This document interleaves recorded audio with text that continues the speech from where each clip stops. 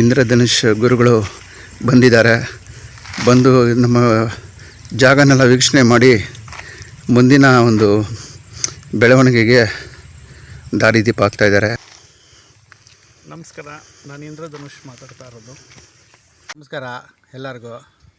ನಮ್ಮ ಆತ್ಮೀಯರಾದಂಥ ನಾಗರಾಜ್ ಅವರು ಅವರ ಸ್ವಂತ ಜಾಗಕ್ಕೆ, ಅಂದರೆ ಈ ನೆಲಮಂಗಲದಿಂದ ಒಂದು 12-13 ಕಿಲೋಮೀಟ್ರ್ ದೂರದಲ್ಲಿದೆ, ಪ್ರಶಾಂತವಾದ ವಾತಾವರಣ, ಪ್ರಕೃತಿ ಮಧ್ಯೆ ತುಂಬ ಸುಂದರವಾದ ಪ್ರದೇಶ. ನಾನು ತುಂಬ ಹಿಡಿಸ್ತಿಲ್ಲ ವಾತಾವರಣ. ನಾನು ಈ ವಾತಾವರಣ ನೋಡ್ತಾ ಈ ಹಳ್ಳಿ ಸೊಗಡು ವಾತಾವರಣ ನಾನು ಫಿದಾ ಆಗಿಬಿಟ್ಟಿದ್ದೀನಿ. ಇನ್ನೇನು ಇವಾಗಲೇ ಈ ವಾರದಲ್ಲೇ ನಾನು ಶುರು ಮಾಡ್ತೀನಿ ಅಂತ ಹೇಳ್ತಾ ಇದ್ದಾರೆ. ಆಗಲಿ, ಅವ್ರಿಗೆ ಶುಭ ಹಾರೈಕೆಗಳು.